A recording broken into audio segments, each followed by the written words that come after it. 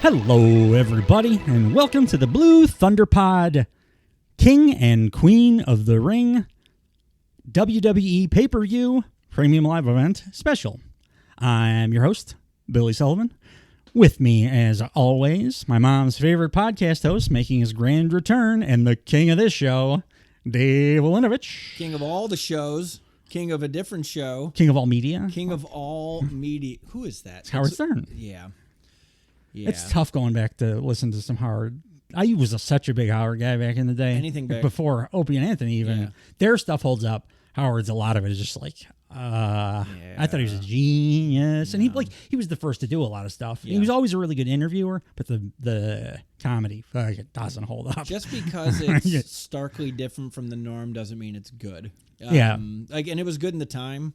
It opened the door for people like Opie and Anthony. Yeah. That But even look at the Jerky, do you ever try to listen to the Jerky Boys lately? Oh, it's monstrous. But then Longmont Potion Castle's great, and they were around around I don't know that what same. you just said. They're like the cooler indie, like my Kevin McCullough, my friend who's into all the indie stuff. The guy that works for the Jimmy Kimmel Show now. Yeah, he was the one that introduced me to them. And it's more Tim and Eric-y, but it's from the Jerky Boys era. Oh. So they were pioneering that shit. Okay. Yeah, my favorite, rope. Got some rope. You have any rope? It's really good. He calls a deli and just keeps asking if they have any rope to sell him. Dave, what'd you think of King and Queen of the Ring? I liked it. I did too. Yeah, I enjoyed it. I liked how brief it was. The 5-match, especially since I knew, we had a marathon the same week, essentially. There's a lot of wrestling this weekend. This past 2 weekends two ago. pay-per-views on the same weekend is I love me some wrestling. Yeah. I watch it in my spare time still. I play a wrestling video game all the time, but two pay-per-views that most of the matches kind of matter too. Right. I really have to pay attention to it. It's a lot. It's a lot of mental energy. I like pancakes too, but past 3, I don't like pancakes anymore. I don't like pancakes as much as I like wrestling. I like wrestling as much as I like sex. Sure. But enough sex, and your dick starts getting a little... After a while, you're just can I go play my wrestling video? Yeah, exactly. And then make me some pancakes. My cardio is not quite to this level. No, it was a surprisingly good show. And they set up a bunch of cool shit coming out of it. They actually booked... you're I want to watch Monday Night Raw. I want to watch SmackDown. I want to see where they're going with this. A lot of it was continuation stuff, story-wise, but it was good, smart continuation Everything stuff. That was supposed to happen. The wrestling was good. Yeah, it was really good. Good. Really not qualified by, for WWE. There was a couple of really good matches on this show. Yeah, and especially, I didn't see it until the Sunday or so, maybe the Monday after. And so I didn't know it would happen because I avoid social media like the plague when there's something like that because the spoilers. The other company's especially terrible with this. The moment something happens, they put it on Instagram. There. And I'm come on, dude. It's him himself doing it too. And he'll put the spoiler in the title. Yeah. Dumbass, just say... Put spoilers. People on Reddit know better. They'll say spoilers showed up to Dynamite this week or whatever, and then you have to click on it to... Him, he tweets straight out, and he's like, MJF return! Yeah. Oh, great. I get he's trying to get people to turn the channel. By the way, I do think I may have an argument for keeping my title. Oh. Because I also predicted the MJF return.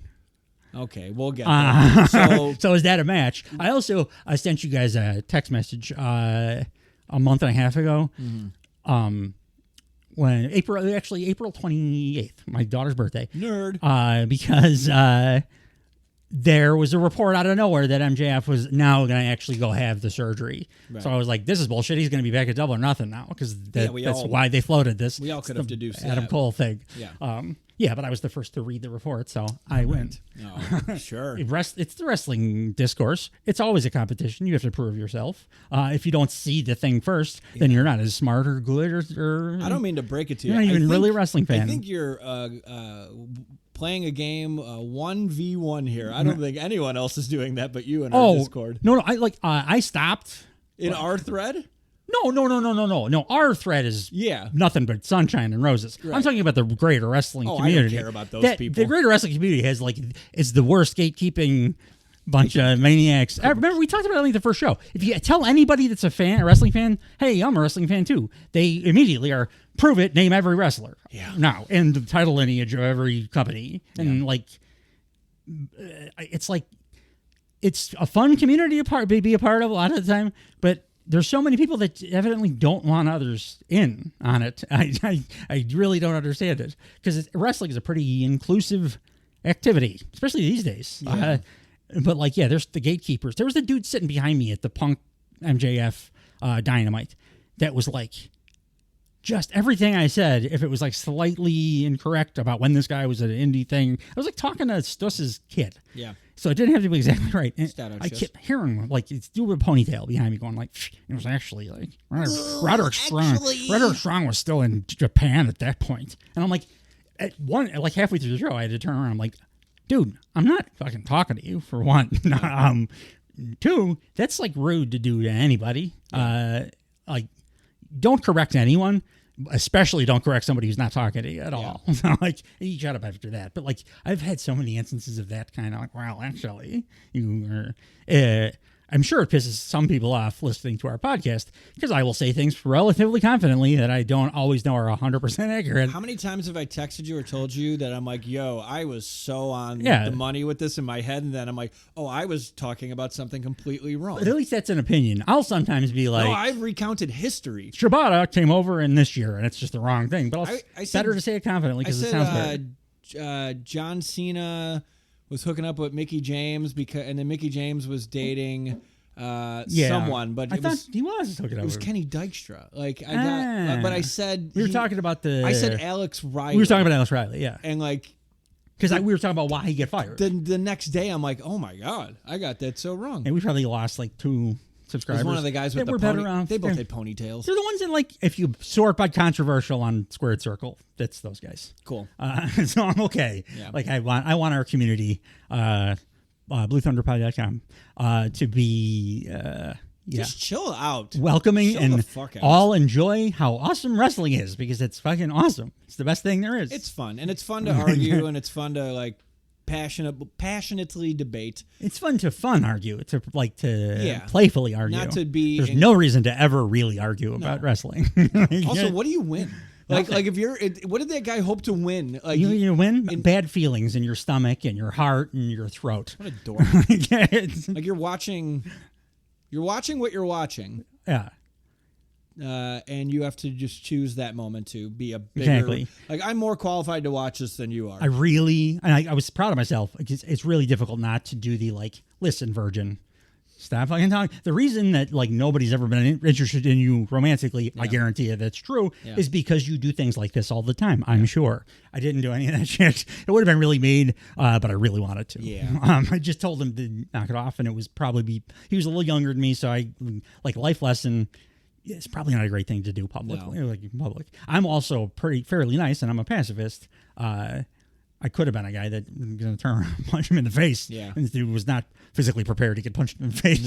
No, probably not a good reaction. Punches in the face. Yeah. Start talking about the show. A lot of punches in the face. King of the Ring, which we are, we're a little behind on this one because of Sully had a cold. Yeah. My illness, Dave had an earlier departure for a gig. Yeah, I had a lot of scheduling conflicts, and the cold threw a wrench in our rescheduling. It all worked out, though, schedule. because you guys got to hear me do a bunch of different accents. I learned that you can toggle somewhat through the English Scottish territory. Yeah, I was pretty proud of it. It's not great, but it's good enough to be it was just me doing it.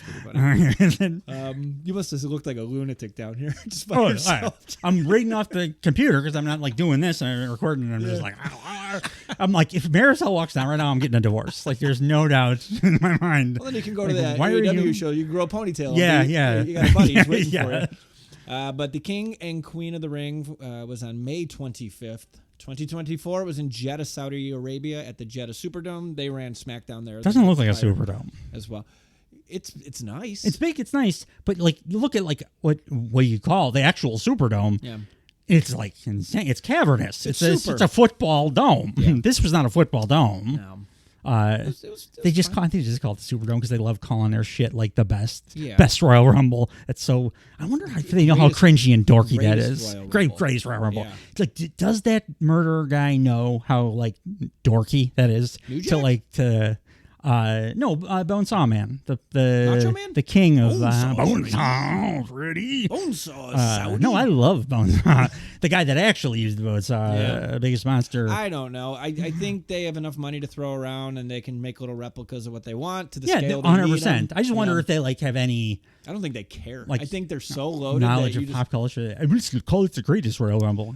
Okay, dork, just come up with something better. You're tearing up financially. You're at a point where they're trillionaires essentially. They're like everybody always talks about. Do you remember the first Saudi event where everybody was sitting like in like couches? Yeah. It was fucking weird. It was Nia Jax's outfit was a throwback. She was the only one that wore the like scuba suit from the first Saudi show. Yeah. Like everybody else has like evolved a little bit and been able to do some other stuff with it. But Nia, I was like, oh, this is scuba suit from like couch show. Like it's still 100% men, which most wrestling shows is mostly dudes. That was a little different. But having 100% men is uncomfortable to look at. Like different. So they had they claim a sellout there is 40,000. Not very Superdome-ish. Yeah, like it'd be 100,000. Yeah. My grandfather saw a wrestling show at Comiskey Park that had, I think, 70,000 people there because they just jammed them in. And wrestling. They could fit the Jeddah Superdome within Comiskey Park. But Vince McMahon invented big time wrestling, though. Yeah. Even though my grandfather went to a 70,000 person show in like 1940 or something. It was a WWF show, of course. Yeah. Of course it was. But no, so there's not much to intro this show. They just kind of go right in. The stage, credit where credit's due, the stage looked fucking great. I thought like aesthetically it all looked great. Yeah. I did they're doing their like the thing they do at every international place where they do the couple of commercials that's like for the tourism board. Yeah. That was a weird, hard to watch. Yeah. But everything else looked good. Yeah. Like nobody's going to go. You like misspeak, you might get your head cut off. Nobody's going there. Like I know you're trying to sports wash it by buying all these shows and stuff. Yeah. And when I talk shit about Saudi Arabia, by the way, like the people in the crowd there seemed great. The citizens, I'm sure, are as wonderful as because everybody's wonderful everywhere. It's just they have the worst government. Like they kill everyone. Like when I talk bad about Saudi Arabia, it's them. Yeah. And like they execute a bunch of people. I think the Saudis seem lovely, like the fan base or whatever. They all looked like they had a nice time. Yeah. The opening match was the women's. I did have a couple. I had a couple WWE note things. I wanted to ask your opinion. Do some notes. So I don't know if you saw this come out. You were very busy recently. This come down the wire, but like there were 3 contracts, the WWE contracts that are up or just about to come up. Becky Lynch is officially a free agent now. Woo! Chad Gable's contract ends this month. End of this month. He ain't going anywhere. And Ricochet's contract ends at the end of this month. He's also not going anywhere. Prior to like recent events, last few months, I would have said 100% Chad Gable should. They'll both like get offers from both because it'd be stupid business. Not like Becky really needs to get an offer from AEW. I don't want her there, but like he'll offer her like $15 million or something because it'll be more than Mercedes got, and then she'll be able to get that from TKO. So do that for yourself or whatever. Right. But like, I think she's going to end up staying. Like Gable, until recently, I would have said he absolutely needs to go to AEW just because a guy his height is never going to like ascend the card. But I actually think they finally understand what they have with him in the last few months. And I'm like, I think it would be the smartest move for him to stay there. Right. Because they get the character part of him. And I don't think AEW would do that as well. He would like kill it in the ring more so there. But he's really, exactly. Yeah. Like, but Ricochet, I don't know. I'm 50-50. I don't know what he, like, I'm not talking about what I want. I'm talking about like what I think would be the best thing for the worker, like for him. I don't know. Like, I don't know if, like, my snap judgment would be like, oh yeah, Ospreay, and like I first saw him on the Indies working with a bunch of these guys and doing all their crazy stuff. But there's so many guys that can do that in AEW. There's guys that can do better, and but like they really don't know what to do with that guy this whole time in WWE. Mm-mm. So like, also, I'd like to see him go to New Japan, to be honest. Well, get them some star power. Couple things. One, did you see the Ospreay post where he posted just a close up of those two shaking hands?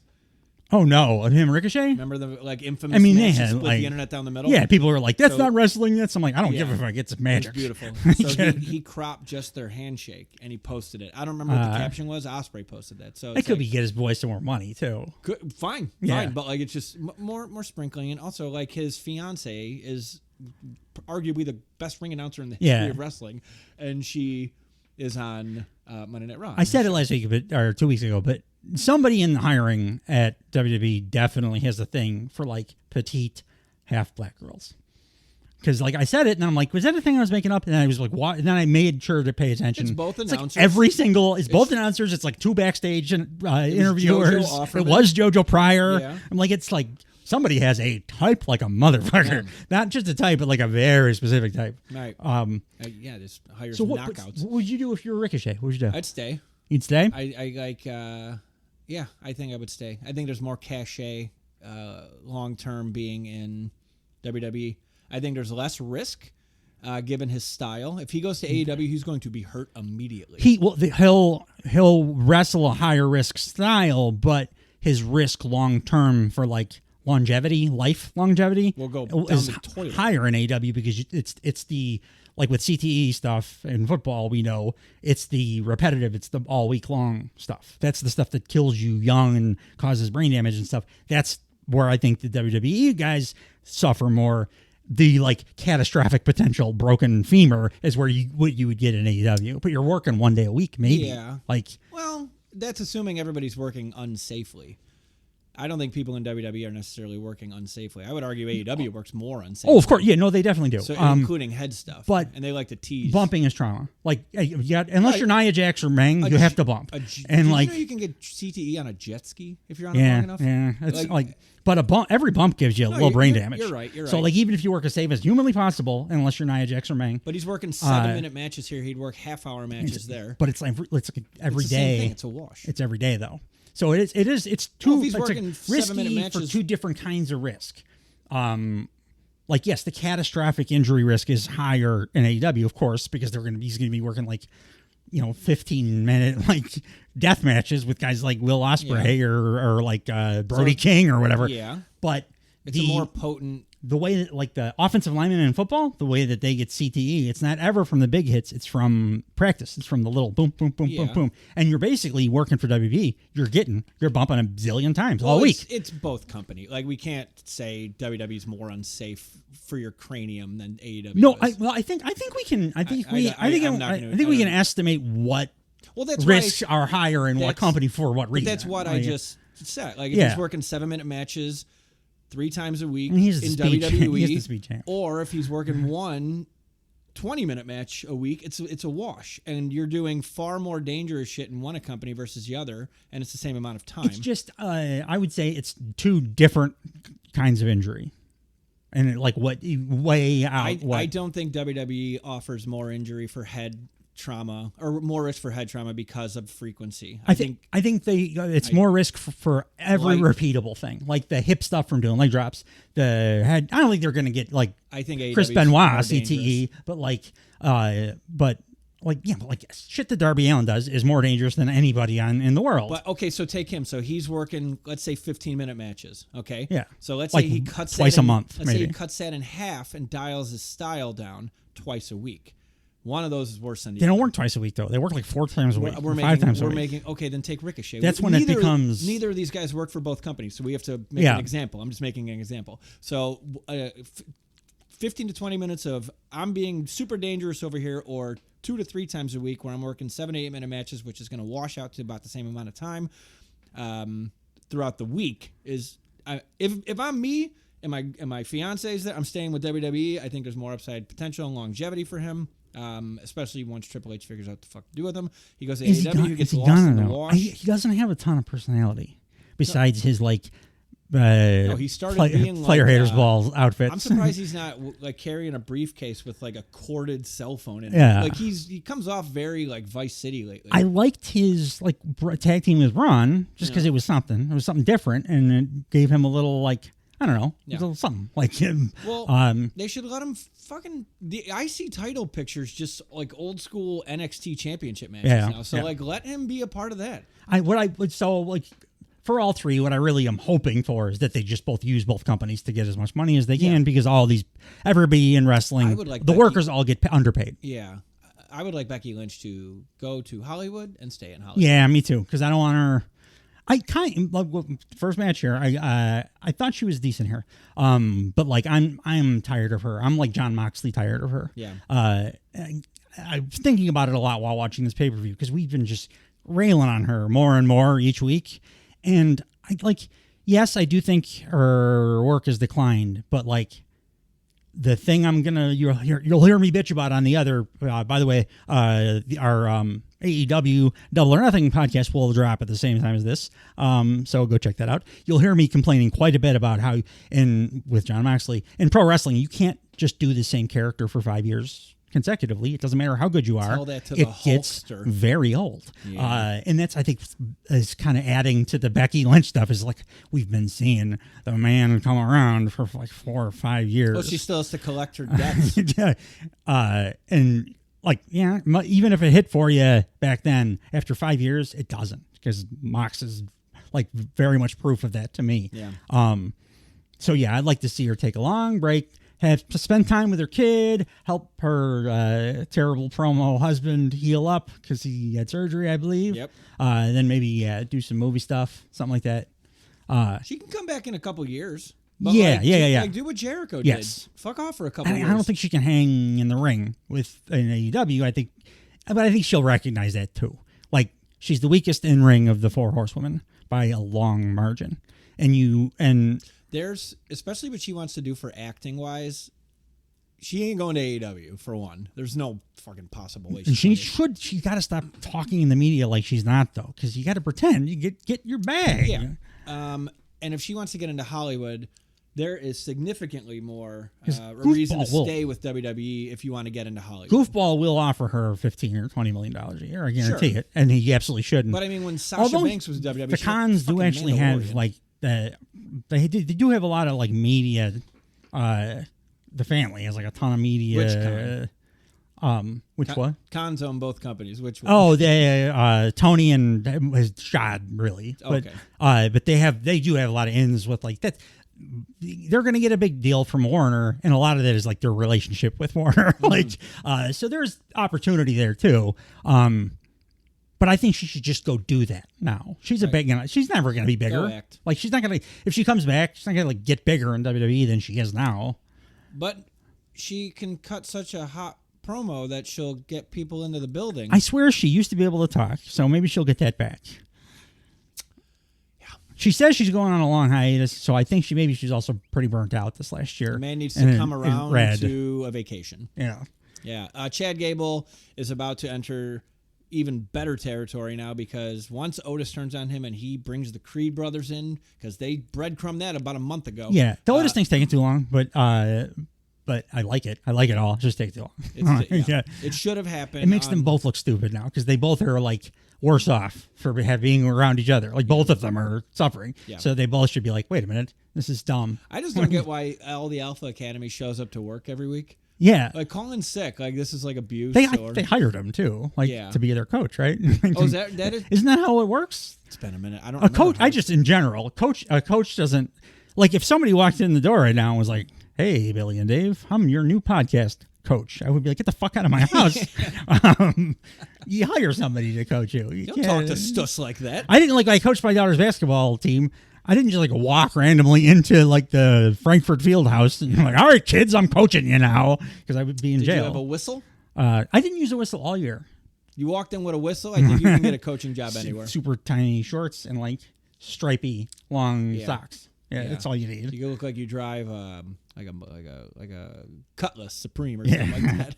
I did drive a Cutlass Supreme in 1980, my first ever car. Where's your socks? Why were the awesome new tag champ women on the goddamn pre-show? Because they only scheduled a 5-card match, and reasons. It's better not to put them on the show. You're devaluing that. They're like, finally, I'm into them. Yeah. And then they put them like against jabronis on the pre-show. Yeah, they threw that together at the very last minute too. They just wanted them on the show. That's all. I am glad they were on the show, because Jade Cargill is like a nice test subject for. She is such a physically fit specimen of a human being that she almost negated the scuba suit itself because the scuba suit could not hold up to Jade's. Like, you could see her abs through the goddamn thing. Like, you could tell what she looked like under the scuba suit very clearly. Right. So, like, there was no point of it, and that amused me because Yeah. that probably pissed off the Shakes. So, like, I was like, go Jade. What also amused me this is sad, but I just made the note that even the lady ref has to wear a turtleneck. Yeah, but with her ref shirt. So She should have just been all why in stripes. didn't the lady wrestlers not have to wear a turtleneck? Several of them had, like, Becky Lynch had a high thing, but, like, Liv didn't have it all the way up. Jade didn't have it all the way up to the, I don't know like, the rules. The ref's outfit seems like it would be fine to wear in Saudi Arabia without any alterations. It's a man's, like, long, just do the long sleeve one. Yeah. Man's shirt and pants. I don't know. I don't know the rules. Well, you texted that, and I was like, that is irritating. So the match we're talking about is Jade Cargill and Bianca Belair are the women's tag team champions, and they were facing Candice LeRae and Indy Hartwell in a match that lasted 8 minutes and 3 seconds. I like Candice in general. I say that every time we talk about a Candice and Indy match. Yep. But that's about where it begins and ends. Yeah. So this had Jade just looking super powerful. They do a bunch of cool shit here. So Jade now has, like, I think my favorite fall away slam in wrestling. It's great. It's really good. That Piper Niven match, like, changed everything for me about Jade because I just seen that she's capable of that stuff. Yeah. Changes everything. And then also her down the lens promo backstage stuff, at least, is like a way better the last 2 weeks. Maybe that's what they were doing at the Performance Center. That, and they were just trying to get all the cobwebs off. She still can't do promos, but, like, that's a good first step, though. Yeah. She sounds natural when she's talking to Some people Bianca. are really... I was going to mention this later down the road, but, like, it's weird what people are good at because Damian Priest is horrific in ring when he's talking back and forth with somebody. Especially with, like, a really talented... Yeah. Backstage, he's fucking awesome. Yeah, he sounds like a person talking. He's awesome. yeah. Like, he's a great actor. It's weird. Yeah. I don't know what it is, but, like... That's what Jade used to be, where she was just the acting stuff. I always was like, she's pretty good. She could do all that just straight acting stuff. She always could do. Yeah. And that's kind of now it's like carrying over into the promo thing when it's backstage down the lens. So I think it'll probably end up being in the ring too. Just it does, like you said, some people are just it's one or the other. Yeah. But because she's improving in like those areas, I suspect she's going to get pretty good at that. Oh too. yeah. They're not going to let her get bad. They're going to push her to the goddamn moon, or I should say, protect her while she's being pushed. I do want her to, like, they haven't done it since the Piper match.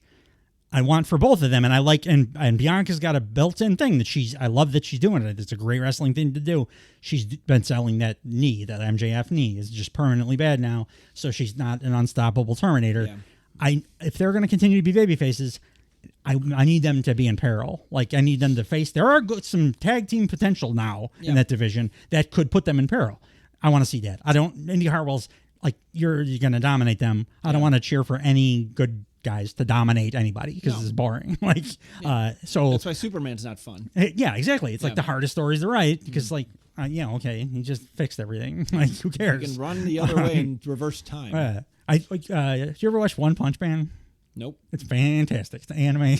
It's about a superhero. He's depressed because he's so powerful that, like, no matter what monstrous, crazy demon comes to Earth to challenge, he can beat everybody with a single punch, like, That's very easily. And he's, like, very, very depressed, and, like, because he's like, there's nothing in life. There's nothing for me because it's all too easy. Very Hancocky. Yeah. I think Hancock was probably influenced by it, actually. Now that you mention it. They do a cool Jade and Bianca do this dope tag team Dominator, which I really like. Yeah. And then they do it to Indy Hartwell, and Indy Hartwell sells it, stands up, and runs for the tag. Yeah. Really pissed me off. I don't like Indy Hartwell, Dave. I think she's a bad performer. Really? She's like leaning into Nia Jax territory for me in the I don't think you try hard enough at your craft. No. And that's why I don't want Candice LeRae near her because I don't think she puts in the work. She was the only good part of the match because, like, as I got the next note here, like, and you were just saying, Bianca was selling her knee injury, and they worked Bianca's knee the entire fucking match, which is good. and Candice knows how to do that Yes. correctly because she's an actually Cares. good worker. Yeah. Indy, like a couple of the Hulu shows that like you missed tag, they're like, if you remember me describing them to you, they both had instances of like, and then Indy Hartwell did a thing that didn't make any goddamn sense within the match. Like she just got hit with a superplex and then just like stood up. Yeah. Or she got hit with a punch and sold it like she was shot for 3 hours or whatever. Like she just does like randomly chooses what she's going to do. I mean, cannon fodder, but still, I want my fodder to look fun. Review, even if it's a pre-show, give them something tough. She gets a lot of pre-shows. She got the one in Australia, or she was the opening match. I think that's fine. She can have pre-shows like dark match pre-shows. Yeah. So yeah, they're working on Bianca's knee for the most of the match. Jade gets the hot tag, and her hot tags are fucking. Her hot tags are awesome. A pump kick, a spine buster, 4 stinger splashes, and a sit down power. I love the pump kick. I think I mentioned this for the Piper Niven match, but I love the pump kick the way that she's now started using it, particularly with the hot tag and with the match with Niven, where it's more out of nowhere. Yeah, it was because for a long time, like for her AEW career, and then for the first several matches in WWE, it was always used as like the setup to the Jaded, and you saw it coming, and it wasn't a very fun move. But when that shit comes out of like nowhere and it's coming from off screen or whatever, it looks awesome. Yeah. And that helps with the hot tag too. Yeah. I loved it. We can add, by the way, to the headbutt du jour. And what was the other move I said? Hip Everybody hit a hip attack. A reverse Alabama slam. There were like 4 of them done by women on the 2 pay-per-views, like an Alabama slam, but you land on your face bump instead. Oh, okay. It was just women's matches, and it happened in like Deeb did it, I think, and maybe in this match, or it could have been in the Becky, but it was like it's right there with the headbutt and the hip attack, where it's like the happening thing now. Like, I mean, good. Yeah, good. They're all great moves. Good. The headbutt, like everyone does now. Yeah. It happened on Dynamite, I think every match, like dude and woman used that headbutt. They gotta have a pre-show meeting, but they do it like they gotta get a whiteboard. They need to do the no repeating stuff more. Yeah, I agree. They have to have a not even a whiteboard, kind of like an NFL draft war room, and like every move is a magnet. Yeah, and like you get who's going first? So like if you're gonna do it, it needs to be enough of a variation that it's a like very visibly different thing. I agree. Really want to watch Draft Day because there's like with Kevin Costner. It's a great movie. It's so stupid, and I love it. I love it. I watch it it's rewatchable. I watch it every time it comes on TV, and the ending is, as a NFL fan, the most implausible goddamn thing that would never happen in a billion years. Yeah, but I still love it. I think we bring up Draft Day a lot too. It's come up before. Yeah, it's fun. I brought it up, so fuck you guys. They do credit where credit's due. Indy Hartwell and Candice LeRae do a move where Indy Hartwell's holding Jade in a like scorpion death drop position with her legs on the ropes, and Candice does a springboard moonsault onto her. Yeah, it didn't land correctly, but in theory it's pretty fucking cool. It's a cool move, and I think it's the first time I've seen him do it, so probably first or second time they've tried it. So I'll give him grace. Botches, I love the idea. I'm not going to bitch about botches really ever. It's a one take live performance. It's exactly. Yeah. And it's also a simulated fight. So like botches would happen in a simulated fight. There are like some, like the Edge botch on the other show that I will talk quite a bit about, that I will bitch about. But that's for a very different reason. Yeah. Like a botch just in a given match when he was like, I don't even dock matches like star points for my own personal ratings from like just a single botch or whatever, because it's just gonna happen. We're human. That's the part that's annoying when it's a single botch, when they're stringing stuff together and now it's become a chemistry thing. Well, the chemistry thing jocks a bunch of points because that's the whole match. That's like when they are like accidentally running into each other at the wrong times, or one person thinks they're doing a suplex and the other thing doesn't, and like that's a different thing. That's like lack of preparation and stuff. But a botch is just we're people. Yeah, and gonna happen. And it was a cool move though. Yeah. The finish of this the tag champs won. It was a DDT German suplex combination finish for the W. Do you like their finisher? Sure. I think they could do something more. Just they're both so impressive as human beings. I want to see them do something like. I almost don't care if they have a tag team finisher. They're but both of their individual finishers are fucking dope. I need them to have. Yeah, that's true. But I want them to have a tag team name. Like I am 100% like you are with the gear. Yeah. That's what I liked about the trios on the other show too. Like I think every team needs to be like a theme, have a name, a team name, and have like specific team moves. Because for a long time, a lot of the time, for so many years, we had douchebag just throwing people together and then just calling them with separate entrances. Like, come out together to your own team theme and have a name. Have a name, wear the same colors, and then have like do a tag move to win your matches because you're a tag team. It's like cool. I always remember when Stone Cold and Shawn Michaels were a tag team very briefly. Yeah, and they came out as Stone Cold and then as Shawn Michaels. And then I'm like, as a kid, I'm like, this is a huge fucking deal. Well, hang on. So then, like, to your point, they did this for years where they slammed people together, and they did the same thing. None of whom were ever the caliber of Shawn Michaels and Stone Cold as a tag team. Even when Triple Rock and Sock kinda in a different way. Sure, but that had it. And eventually got a name. It got a name and it got over. And the Triple H and Stone Cold, the two-man power trip, still didn't have a tag team finisher. But like, and Triple H was and the furthest they ever went was they walked out together. They never got like a joint anything past that. So like I'm okay with it, but like it's got to be special to keep them separate like that, to get separate entrances like they're doing with these two right now. So yes, historically, keep them separate. Have separate moves. Don't give them a tag move. But also too, don't like anyone below that. Make them have a team. Yeah. Yes. Make this a unique thing. Yeah. Where we have two fucking like killers Candice LeRae and Indy Hartwell should be something beyond Candice LeRae and Indy Hartwell. Yes. The scrappy young veterans or something. Yeah, nonsense. Perfect. Whatever. And then that moonsault thing we just mentioned, that's their tag finisher. Yeah. That's fine. They wear the same gear. But like they should not get separate entrances like Jade and Bianca do, like, because they're special. Even and Katana, that's a special thing to do. Blade, Chance, and Courtney, whatever, that have been a tag team for a million years and have like a gimmick together, don't have a name. Like it's just their names. Get a name. Because the only time you should individually mention people is when they're special. So I'll concede because Bianca and Jade are big deals on their own. But I want them to have a team name. We also haven't. They don't have to come out together necessarily. I'm saying this all on the condition we haven't seen what a team name is or what a team cool finisher would be. Give me all the information, then we'll fucking walk this back and see which of those two look I think Bianca could do anything, and there's so much you could play with for somebody with that. Wrestler of all time. I think she will probably be. Yeah, I'm gonna hang my hat on that. I think there was a good early call by you because I think that's where she's trending. She's fucking perfect at everything she does. Yeah, everything she does. I've never seen somebody take to it so fast that wasn't Kurt Angle. Yeah. So pretty good female company. Kurt Angle. The opening of the official opening of the show had a ridiculous amount of pyro. Yeah, that felt like a request by the Crown Prince to me. 15% of the show's budget right there. And then the opening match was for the women's world title. It was Becky Lynch versus Liv Morgan. This went 15 minutes and 23 seconds. So for the pre-show, we see that Liv's being interviewed backstage. So this is maybe 20 minutes before this match started during pre-show.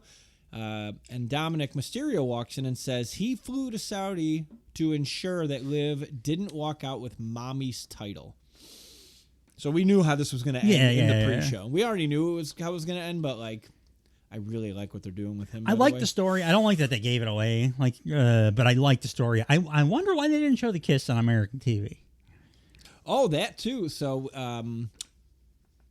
I just record Raw now. Yeah, I don't do the replay or whatever. So nobody in America saw it, but everybody the rest of the world saw it. Oh, because it broadcast. Yeah, broadcast on like TNT. I think it's TNT Sports or something. Yeah. Everywhere else, like every other country that gets the TV. Was it ad lib? Saw the kiss? Because I watched like a YouTube of it or whatever. Yeah. It was very clearly like part of the show. Oh, it was like a thing. It was a planned thing. Okay, but it's weird that they stopped it. Like. It was a choice to cut it. I mean, the way they did it, it was like a choice to cut it for American audiences. And that's weird because everybody's on the internet now, so people are gonna find out about it. It could be a cheap way to get their YouTube numbers. Get bumped. it like hotter, trending faster by not showing it, kind of thing. I could see that. Yeah. So this match, what'd you think of the match? I think as much as we have given Becky Lynch just piles and piles of shit, it wasn't a great match, but I enjoyed it more than I expected. And Becky Lynch wrestled it like a person that loves wrestling her whole life and knows in the back of her mind that this is probably one of her last 2 matches and her last big pay-per-view match, maybe ever. So she put a lot more enthusiasm and effort into this than she's done anything in the last year. I did notice that as well. Yeah, she seemed like she gave a fuck. Great worker, but she was like working faster, harder, trying, putting into it. It's tough, I realized, with this one, because this match, it was a better Becky Lynch. The problem, though, I think, with her in-ring stuff is because she's not a great athlete compared to like the other horsewomen and stuff, she relies on or brawly kind of stuff. But when she came back after she had her baby, she was like 30 pounds lighter than she was in her active ring time. And being that slight, you can't believably pull off all that stuff. Correct. And like, so even though she was trying real hard and this was an enjoyable match, for me, like the first enjoyable Becky match in a long time, it's still, I was like, that she's just like super skinny, and Liv is built like an athlete and like short, but an athlete. And it feels like you couldn't one wouldn't realistically be able to do anything to the other. Right. I agree with all that. These two did work the match like they fucking hated each other, though. They both worked their asses off. Bunch of shoving and slapping to begin. Becky Lynch takes control. She boots the shit out of Liv in the chest. It looked stiff, too. Bunch of stiff shots. They fight outside, then they fight back in the ring. There's a bunch of back and forth. Kind of like a lull in the beginning there. Same old shit. I wrote same old shit from Becky Lynch. Kind of boring.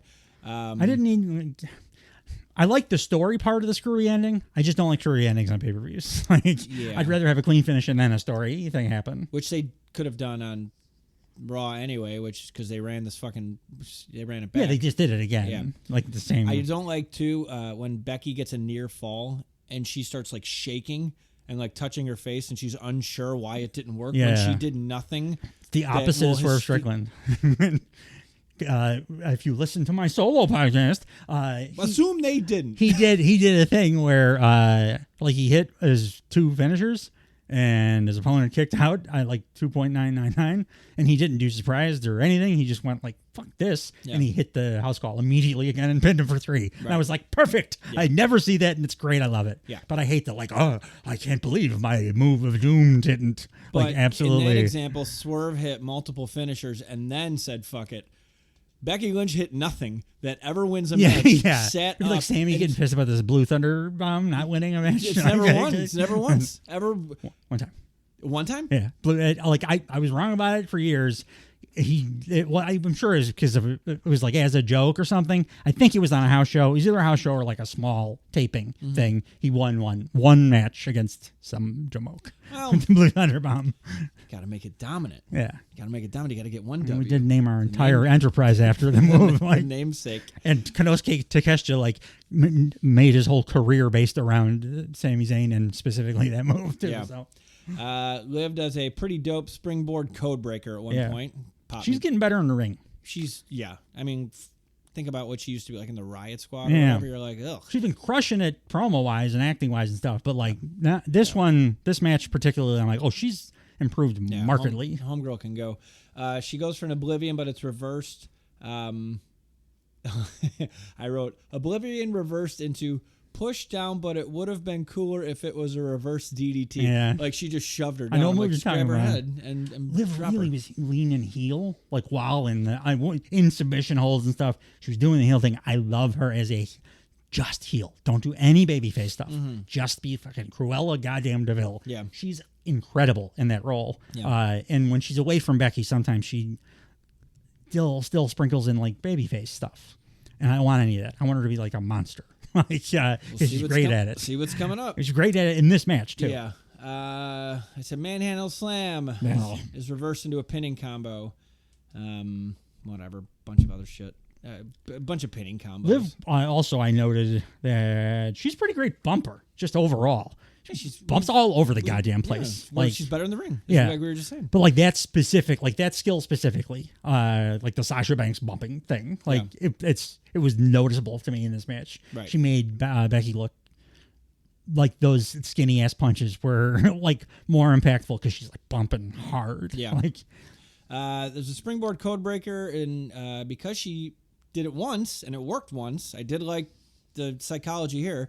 That's reversed into a double underhook slam into an arm breaker, which is reversed into a Rings of Saturn, which is reversed into a disarm her. Yeah. It's a fucking cool sequence. It was cool. I hate that the last move. The disarm her. Yeah, I don't like the name or the move itself, but it was a really nice like sequence. Yeah, they did it, and like again, Becky remembered she just fucking got hit with this move, so let's not fall for it twice. I love when wrestling does that. They can do that for the history of time. Don't let me hit, because like even in the video game, you hit the same move 2 or 3 times, the computer even learns that you're doing it. But like when it's effective, I like when people try to go back to it too. Like Ric Flair going to the top rope for 30 years and it never works. But the reason he did it is because the first time he won a world title, it was with a cross body on Harley Grace off the top rope. So he tries to do it every match. Yeah. Like that's cool. Like continuity, baby. Yeah. At this point, Becky Lynch is distracted by Dominic Mysterio, who is abruptly at ringside.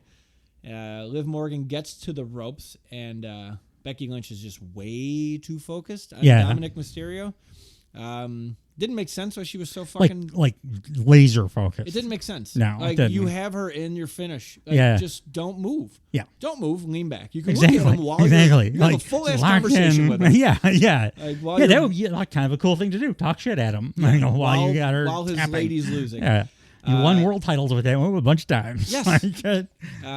She goes for, still super distracted, she goes for a manhandle slam. It's reversed into a code breaker, which is a near fall, which I bid on, admittedly. Yeah, I did too. And then... That's because of the pace she was working, because she was so enthusiastic, so it felt like, oh my God, like Roderick Strong or something. Like, whoa, any of these things could end this match. Yeah. Your favorite thing. When anything can end a match. Yeah. So Becky Lynch gives Liv Morgan a superplex. Ref goes to check on Liv, who has scooted like to the opposite side of the ring from where Becky now is. Dominic slides a chair into Becky Lynch because the ref's paying attention to Liv Morgan. Mm-hmm. Dom gets on the apron. Now he's going around the ring, kind of by Liv Morgan, to distract the ref. Not by Liv Morgan, like kind of between them, because he doesn't want the ref to... He's trying to get Becky Lynch to pick up the chair and hit Liv Morgan. Becky... That's what he wants us to think, at least. Well, Becky goes for it. Yeah. She leans down and she eats a DDT onto the chair. Liv ditches the chair, hits an oblivion, and we have a new women's world champion. I went 2 3/4 stars, which is like by far the highest Becky Lynch match grade I've given, because 2 is the good match line. Yeah. And this was nearly a 3-star match. It was like the couple of things we mentioned brought it back from quite there, and like the more than anything else, a pay-per-view with a ending that's just not a clean finish or just a straight heel cheat thing. I want one of those. But it was a fun match. It was. I enjoyed watching it, and I think Becky maybe had the best variation of the scuba suit. It was like the most interesting. It was different. It's I don't recall. It's been a minute. Looked like a Pablo Picasso painting or something, like big triangles. It was like a black thing with big white triangles on it. Yeah. She did like an art thing. I'll have to go back. It was just different. I'll everybody give my else, star ratings on almost the scuba everybody suits. else, except for Jade, who like you can't contain her in clothing. No. Everybody else kind of wore pretty standard scuba suity things, and Becky made a like fashion choice. Well, she is the most artistic of the... Better dresser than her husband. Yeah. You think she would put... Oh, no, she likes everything he wears, though. Yeah. She said in an interview, she's like, oh, I love everything he wears. I don't know. That's a pretty good Becky Lynch impression. It was very good. I wrote my final note here. If Dominic Mysterio did nothing, Becky would have won. Yeah. Yeah. And, like, it's funny, too. It's fun. The story part is fun. Because I don't know if he's like a bumbling whatever, or if he's pretending to be a bumbling thing. Because I like think he's trying to angle for a 3-way with Liv and Rhea. It's not bad. No, it's not bad. Not a terrible day in the Dominic Mysterio household. No. Ray's gonna buy him a beer that night. Yeah. But like they're throwing way too much background Liv and Dominic are like engaged in an affair right now stuff in the show for that not to be like the case that's happening. Obviously, they keep putting it in. So like, it's who knows. I do like that they're acknowledging that people are human beings and can have romantic angles again. Yeah, there's like people, and also it's a bunch of people that like travel, especially in WWE, because they're all together for like all week. Right. They travel nonstop. They're all like most of them, not Nia Jax, are like super physically fit and charismatic too. Yeah. So they're going to hook up. Like absolutely. Yeah. I like having a little romance. Yeah. And like any company, it like just bakes in. It's like real life because there's real life romances. It's empathy too. Like we all know that story. We all can feel like, oh, I've been cheated on, or like like, oh, I've been in a situation where I've been wronged. I had to go away for a while, and in my absence, I lost the person that I trusted, my partner, which is what Rita's like dealing with right now. Is all human stuff. Dude, when she comes back, yeah, it's gonna be great. My Lord, give them 60 minutes. Give them. What I'm glad they did not. Hell in the Cellar. Dominic on a pole match. That would be perfect. Hang him up there by his like mullet rat tail. thing. Yeah. Oh no, he doesn't have a rat tail. His mullets, right? I'm grateful they did not give 60 minutes to was the Intercontinental Championship match between Sami Zayn, Chad Gable, and Big Bronson Reed. It only went 13 minutes and 39 seconds. I definitely liked it better than you did. Yeah. Because I kind of liked it. Yeah. It was... it would have been a 4-star match if not Otis was just not involved. Yeah. But there were... He had a couple spots, though, that I was like, okay, that's impressive. Yeah.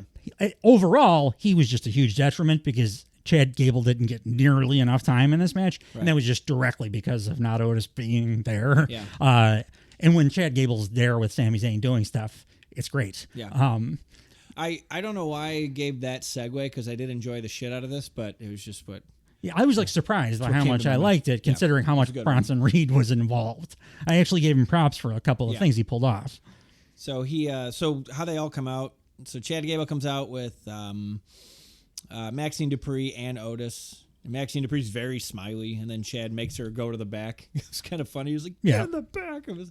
I enjoyed it, but he takes Otis down to the ring with him. And Corey Graves at this point, Corey Graves needs to decide if he's gonna what his character is. Yeah. Because sometimes he's like, I'm gonna just be the stupid heel that's gonna say bad guy stuff no matter what, and he did it here, where he's like, oh, maybe he just want to be distracted. Like, what are you talking about? The best heel color guys, as we've discussed at length, are a character. They have like they don't act like a Disney villain. They just have like beliefs that things should be done a certain way, different people that they like and don't like. And if they're the heel like announcer, more of those things are like kind of heel adjacent. But Corey Graves still like he'll be doing real good like commentary, like actual breakdowns of matches and talking about stuff that makes sense. And then I'll just throw in some just absolutely random like, I like that because it's what the bad people would like. Mm-hmm. And he did that right here. So it just threw me off a little bit. It was hot, so maybe he's just a little, uncomfortable. So his brain's just not sure what to do. He's got to probably go to the bathroom real bad. He strikes me as a guy that spends a lot of time in like Turkish baths. So I think he probably is fine with the heat. Sure. Just a lot of hot water, cold water, hot water, cold water, salt saunas. My favorite Corey Graves thing ever was somebody posted, Corey Graves is CM Punk made entirely out of triangles.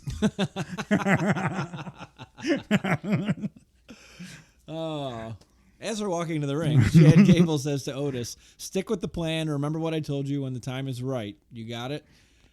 Chad Gable, they do announce... on commentary here, Chad Gable has never won a singles title, which we know. It's also his first match on pay-per-view in 14 months. Yeah, it's maybe he should consider AEW, but I do think that they actually have a handle on him, on his character. They made it great right now. The thing right before this, they were doing a comedy thing with him, but at least like that led into this. Yeah. But doing the comedy thing, you're not going to get on pay-per-views very much. No, but without that, we wouldn't get this. Yeah. Because this is all predicated on there being all amazing. Losers and everything. Yeah. And, he's just getting fed up with it.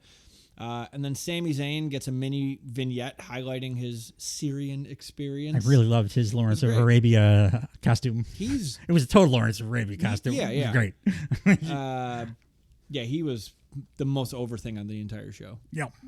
I said the Arab world sure seems to enjoy Sami Zayn about as much as I enjoy Sami Zayn. That's good. There were people with like tears in their eyes when he came out. Yeah. It was cool. Massive political, movements. We've been doing the Sammy for Syria thing for like 10 years now, I think. Yeah. And Well, it's his second time there, right? Yeah. He was there last year with when he was tag champ. He's the reason why I will allow myself to like enjoy some of these shows, because like if he can do it, because I know what his moral compass is and what he cares about, and it's the Arab world, and they obviously recognize that because the crowd's just like, So if it was like Michael Jackson in 1985 or something. So if he could change, if I can change, and they could change, and yous can change, and everybody could change. Best Rocky movie ever? Creed. 4. No, Creed. 4. Creed by far. I cry every single time that I'm not a mistake. They don't play the fucking Rocky. They edge you. They don't play the Rocky theme until like 85% into the movie. And then at the right exact moment, as wrestling fans, we know good music hitting at the right time is wonderful. They play the Rocky theme, and I cry every time I watch the movie. You know what they don't have in Creed? Hearts on Fire. No, that's true. Rocky 4. I actually haven't seen Creed. So see Creed. I haven't. See Creed. It's great. It's great. I haven't seen the Iron Claw yet.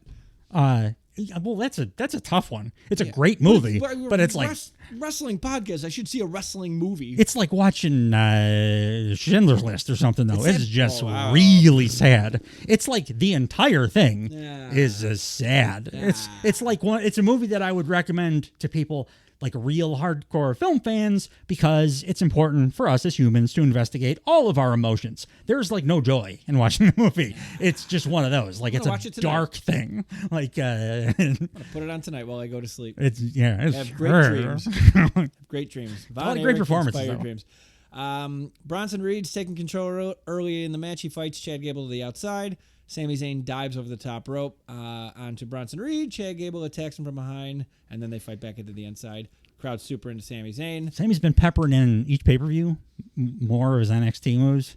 Good. If I don't even know if he can still do it, because it was crazy, the dive through DDT thing. It's my favorite movie he's ever done. I don't know how he doesn't break his kneecap. I think I mentioned it in the show before. I don't know how he did it then when he was in his 20s or whatever. But if he can do it like at a WrestleMania or something, I'll lose my goddamn mind. I didn't think I would see him doing Brainbuster ever again either. So who knows? Hunter's letting. I mean, he booked NXT. Yeah. So it makes sense why they're getting off the leash a little bit.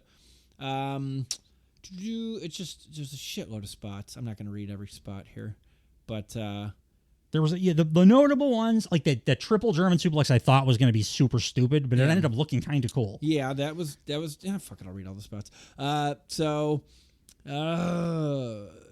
Sammy did that sit out sunset flip power bomb. I loved that. That was like, at that point, my notes, I was like, Sammy is still one of the most innovative guys working in wrestling. Yeah. So Sami Zayn to Bronson Reed does a sunset flip power bomb, and then it's from a reverse sit out. Nobody ever does the sit out part with this kind of a move. No, but it's from a reversed avalanche Samoan drop, which is like, goddamn. Sammy attempts a Blue Thunder bomb on Bronson Reed. Does not get it. Yeah. Bronson Reed puts Sami's hand on the top rope. Chad Gable clips Bronson Reed's knee, goes for a suplex, and then we have your triple. This is not a Tower of Doom. No. But it's like in the setup, it looked like, oh, this is going to be so dumb. And then they like executed it perfectly. I wrote this is the least contrived version of this I've ever seen. Exactly. Yeah. Like once it was completed, I was like, oh my God. Yeah. And like, I can't believe that worked. Yeah. And it looked like plausible. Yeah. Not like we're all waiting around for each other. Like Gable gets those grips in. Yeah. It's like my Ilya Dragon. I got you.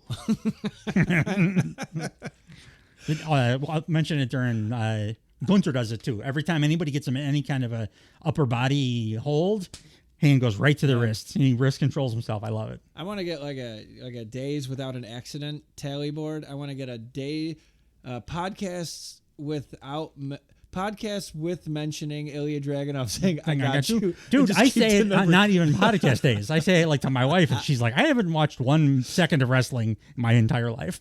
And I'm like, but I got you.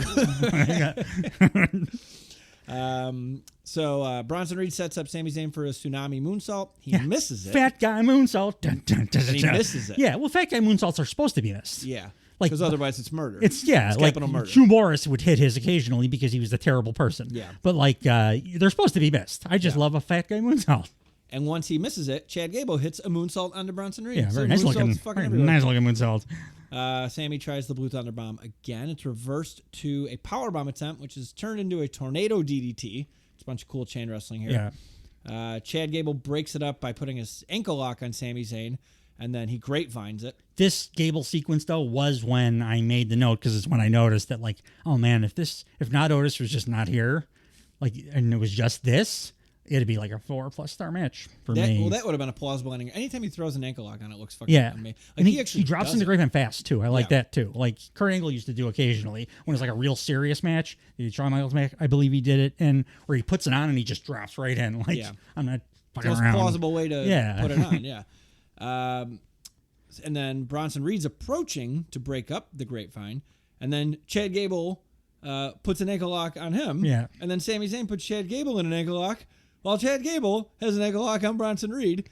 Sami Zayn finally lets go and finally hits his Blue Thunder Bomb on Bronson Reed, and it looked pretty good. Pretty solid for a 350-pound man or whatever. Absolutely. Bronson Reed does a stacked Samoan drop. He gets them both on his shoulder and does that, and then he does a fucking tope. Yeah. God damn it. I was like, fat guy tope. Jesus Christ. Like a legit one. Yeah. Like, he's a big man. But before he did it, he looked at Otis first, and then the universe collapsed in on itself because Back to the Future wrestled, dude. They wrestled this week. Back to the Future rules. Well, not yet, but No, that's true. Back to the Future rules say you cannot look at yourself in the past, otherwise it will disrupt the space-time. So he just can't look at Jeff Cobb. Oh, is he? I think he's more directly. I still call him not Otis because they're on the same show, Yeah. but like, But is that? I think he's more Jeff Cobb adjacent. That's fair. Okay. Well, we found out on Monday Night Raw that it is not Back to the Future rules because, like you're saying, they did wrestle. Worlds collided. There was another tsunami attempt on Sami Zayn, missed. Oh, this was just a regular tsunami, just a regular top rope splash. Sami Zayn tries a haluva kick. His regular top rope splash attempt looked worse than all the other shit he was doing. Like he did 3 really cool spots. That tope, and then he goes to do his own regular finisher, and he's like all out of sorts, and he kind of lands on his side, doing not Otis stuff again. I'm like, ow. He's exhausted from. He was blown up doing all like of his halfway into this match, like pretty bad. You can tell his cardio is probably. He's shaped like a square. He can't keep up with Sami Zayn and Chad Gable. No. Sami tries a haluva kick. Chad grabs him from halfway across the ring. 2 Germans. Sami reverses it into 2 Germans. And then Bronson Reed grabs Sami Zayn. Chad elbows Bronson Reed, and then he German suplex both of them. Yeah. Which is dope.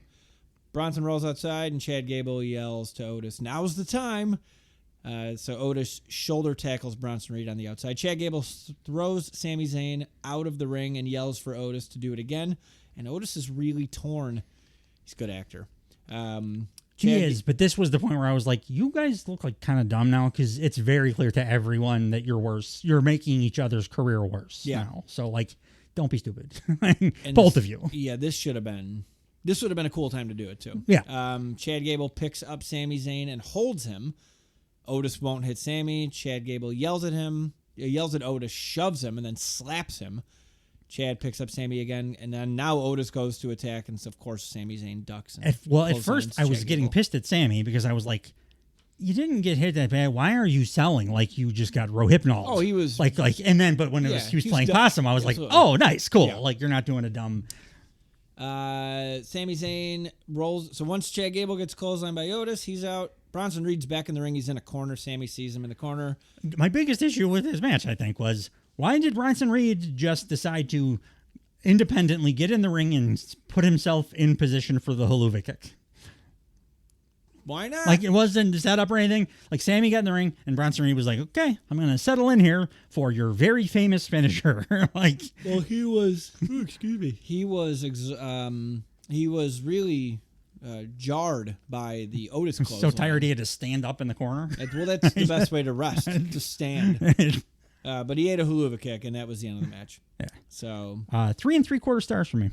If Otis was not involved, it would have been a 4+ star match. It was good. I hope. I like that they're going to keep this going for a while. Yeah. Sami and I don't hate that. I like Sammy's involvement in the whole thing. I just think they need to move forward more on the. They like WWE. It's just the way they tell these stories. It's a Triple H like preference thing. I think he drags the stuff out a little bit too long. Like, I think he shows us the same thing happen on multiple shows. He does, and that makes me feel like they think I'm dumb. So like, you only need to show me once, and then move on to whatever the next story beat is that furthers the story. Right. I've seen this Otis and Gable interaction like 5 times now. Yeah. I want it to either escalate or come to fruition or whatever. We'll see. I do like the people involved, and I like all of their performances and stuff. I just don't like the writing of and not even necessarily the writing of the story, just the repeated parts in the middle of this story. Yep. I don't hate that Bronson Reed's in there either. Like, he's just kind of this like he needs something variable to do, and he's an interesting looking person. Yeah. I just don't think he's a great wrestler. He's not like even needed in it. I just like how disruptive he is. Yeah, like, he's just like that random. It's good to have like a chaos, like a little bit of chaos. When you're playing Sim City and it's just like, oh fuck, a tornado, and like, fuck, I gotta rebuild. Charlie Day, he's a wild card. I still haven't watched that show. What? I watched one season of it. Are you sure you're not like a Gen Z kid that just watches TikTok? Always Sunny might be the funniest television program that's ever been produced. It's never had a down season. It's been around for 20 years. Season 1 was not fun. That's why. Oh, the pre-Danny DeVito doesn't count. Oh, that's because I'll say The Simpsons is the funniest show of all time, but you have to neglect season 1 and anything from 11. Yeah, onward. no, The Simpsons is like the funniest chunk of seasons of a show. Yeah. Always Sunny is like, once it got good, it's never got not great. Yeah. It's been great since, and they've been doing it for 20 years. Season 1 was rough to get through. It made me not want to even. Don't watch season 1. You have to watch season 1. No, you don't. Why? It's always Always Sunny. Who these people are. I don't think. I think I watched one episode of season 1. I watched every other episode of the show. I left one time in season 1. It's like, because it's not good. It's like if you ever recommend Star Trek: The Next Generation to people, you'll always tell them don't watch season 1. Yeah. Because that was like the Gene Roddenberry season, and it was nothing like the rest of the show. Yeah. That's what Always Sunny did. That's most shows, like as we just mentioned, The Simpsons. Yeah, Parks and Rec changed the whole way that they shot the show. I don't like that show. I don't like Amy Poehler. I'm never gonna watch that show. Dude, Ron Swanson. Yeah, fair. I don't like Amy Poehler. I'm not. It's enough of a deterrent I'm not a big for me fan, to never turn the show. But like on. Ron Swanson's so wonderful. But like The Office season 1 was no good. Yeah. A lot of season 1s are tough. Yeah. Unless you're lost. You're kind of wrecking your own argument here. Not at all. Like, I'm saying that season 1 it shouldn't matter that it sucked for Always Sunny, and you shouldn't deprive yourself of the most wonderful comedy show ever made. Sure. Because of that season 1. Because a lot of people suck in season 1. The reason I'm not breaking my rule is because all the things I just mentioned, I tolerated enough season 1s where I'm out of gas with season 1 energy. Okay. So I can't do another one. And unfortunately, It's Always Sunny. It's streaming. It's 20 minutes, and it's like a million jokes per second. You could just put on, I swear, you could put on season 8, episode 6, and you'll be like, I'm not lost or anything. I get it. And this is hilarious. Well, if the title ever leaves my waist, maybe one of the conditions will be that I have to watch It's Always Sunny. Why would I want to give you a prize as your condition to losing? I don't see. You have to watch. It should be you have to watch like 10 Nia Jax matches in an afternoon or something. I'm gonna get you a cameo. I did Jake the Snake cameo. One of those my things death is pool. not like the other one. In the crowd, we see the Street Profits and BFAB, DIY, and Why the fuck Down Under. is Angelo Dawkins the audacity of putting him in street clothes in the goddamn crowd on a pay-per-view? Should be in the show involved.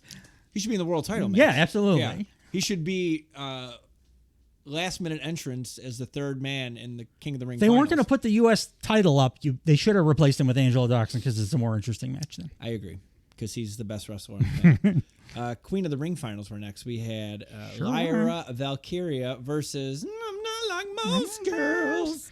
Nia Jax, it was 9 minutes and 38 seconds. Lyra Valkyria, I'm sorry, I always do that, had one of the greatest performances I've ever seen, I think, a professional wrestler have in this match. Yeah.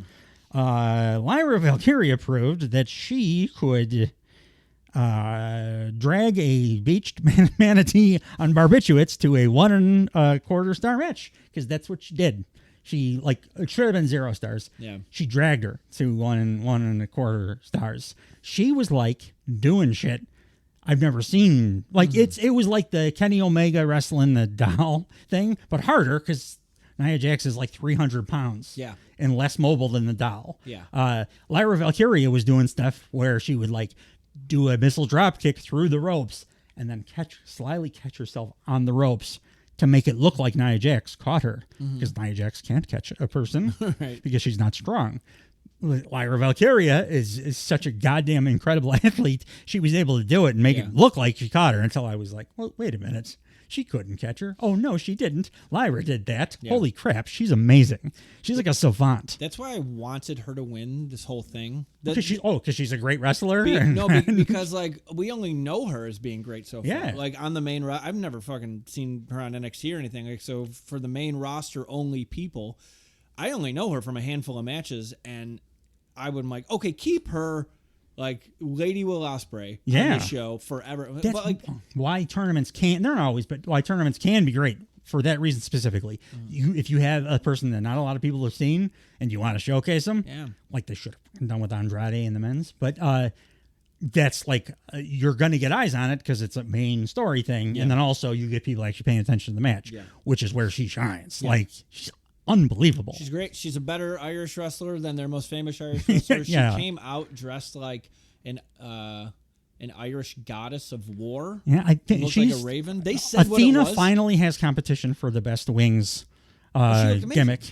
Yeah. Like Athena, Bailey's were terrible. Athena's got the one she makes herself that look incredible, but these look like almost as good, if not as good. It looked like a movie quality prop. Mine's not exactly movie quality. It's okay though. I haven't watched that movie in a while. Yeah, me either. Step Brothers. I made reference to it the other day. What was I talking about? At the paper we were watching. Will Ospreay thing. I said I got so excited watching. Oh, no, it was the MJF thing. I got so excited watching the MJF thing. I felt like in Step Brothers when they were like, "Oh, just all the room for doing activities."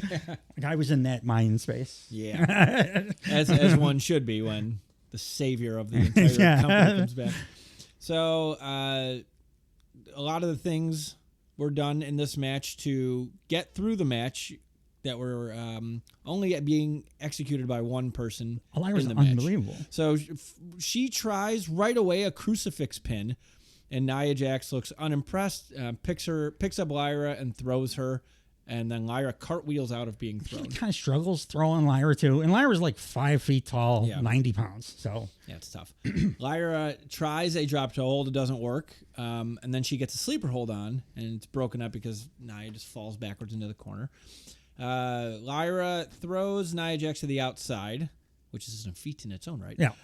Lyra does an above middle rope drop kick. So like I notice a lot of these lately, like on both. Was it both shows? I feel like it's both shows where they're not doing like the baseball slide, or it's the middle. It's the like above the middle rope. It looks cooler than a baseball slide. I agree. It looks more impactful too.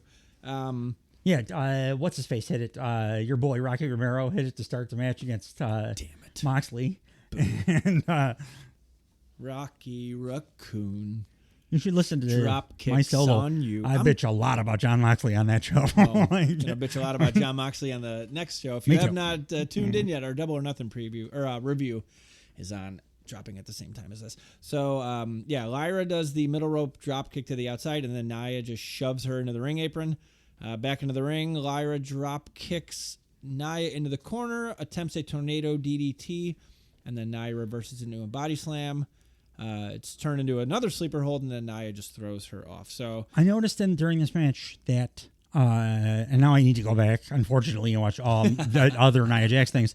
Nia Jax does not take back bumps. The only thing you mentioned that last the time, only too. thing that the only back bumps she takes, and they're not full back bumps, are her own Samoan drops. Right. She took 0 other back bumps in this entire goddamn match. That almost never. Mang is the only other motherfucker that I've seen that like just doesn't take a back bump in the whole show. Yeah, but you love Mang. I got a song out of him. That was fun. He's the man with the name you love to touch, but you mustn't touch. Going on the list. Corey Graves also in this match said Lyra on a technical level may have Nia outgunned. And I'm like, May? Fuck off, Corey. Look out of here. Lyra gets some nice combos in. It's turned into a Samoan drop. There's an Annihilator attempt, and Liv goes, Lyra goes under the ropes. So then Nia's still like on the ropes, so she shifts to go do it on the apron and misses. Lyra does a running drop kick. You buried the lead here. Oh. She did the apron thing. They did the thing, and then she didn't say the fucking line. She one thing. Why would you not do the my whole thing? They got real tight on her face. They went too. like they were going to do it, Yeah. and then she didn't say it. Yeah. I don't think it's in her best interest for Skip her. the punchline. It's not. I think it's an implied thing forever. I don't think she'll ever expose herself to that again. Don't do the bit then. If you're not going to actually do it, Look how much Chekhov's we're hole. talking about it. That's what they're doing. I would be talking about it quite a bit if she yelled my hole into the camera too. It's like when Captain America never says assemble, and he finally does. Like we're No, talking about it for I 10 did. years. Nia Jax is Captain America in this analogy. Yeah. But yeah, it looked more stuff. I did say Nia, her makeup and hair looked pretty good. And if she put a quarter of the time into developing her craft as she does into her makeup and hair, she would be a passable wrestler. Sure. And she'd look good, too, because her hair and makeup is all nice. She does. She worked well. I'm hard on that. So she shifts to do the Annihilator on the apron, misses it, does not say, my hole. Lyra does a running drop kick on Nia to the outside. Lyra's Tries another one. Nia catches her. Enziguris are all they're like variations, and it's all cool. Like I love all of them. Yeah, it's like a whole offense she does with just those two things. Yeah. Back in the ring, Lyra hits Nia with a missile drop kick and a tornado DDT. Lyra walks into another Samoan drop into an Annihilator, but Lyra knocks. Oh no, I'm sorry. Wait, she tries an Annihilator. Lyra knocks Nia Jax's feet out. One stops. What is this? I don't remember what this note means. I just grabbed certain spots, so it's tough for. Did you do the headbutts? The Lyra series of headbutts to the midsection when Nia just didn't sell them at all. It was pissing me off because they were cool looking. She did these like missile headbutts, Lyra, like a series of them to like the sternum, and Nia sold it like she was doing a comedy bit or something. And I was like, "What the fuck is wrong with you?" Yeah. Like, that's a cool move. You're gonna win the match. Give her a little something. Jesus Christ. Yeah, it's been a minute since I watched this, so I'm not sure what these fucking sequences are all about. But the finish, Lyra is attempting a fireman's carry, and she just can't. Yeah. Corey Graves says, Jax is just too strong, because he can't say. Gravity's too strong. So she collapses. Nia Jax splashes Lyra in the corner, climbs up to the second rope. Lyra tries a sunset powerbomb, but Nia Jax just sits straight the fuck down. It was super risky looking. It looked dangerous. Looked like she just sat Lyra's not a big person. No, she's just like terrible. I don't know if she lost her balance or whatever, but she just like flat out sat, and she's 300 pounds probably. On the upside, if we have to find a silver lining, made the ending look legit as fuck. Yeah, I mean, there's a bunch of silver linings. They're all like Lyra Valkyrie doing like dark arts, unbelievable wrestling magic in this match. Yeah, because like. There were times where she was like picking up Nia Jax, like kind of secretly, because it was in service of making Nia Jax look like she was doing a move because she can't do it. She 1 for 2 Samoan drops. One looked all right, and the other was total dog shit in this match. So she's 50%. My estimate, I think, still stands. Well, she's 100% the queen of the ring, and after the match, Triple H comes into the ring to award her the crown. Kayla Braxton also gets in the ring for a little interview after. Do you want to read the Nia? I want to give you my idea about what the vibe was of this little celebration. After I say what she said, or before? It's short, so I just tell you.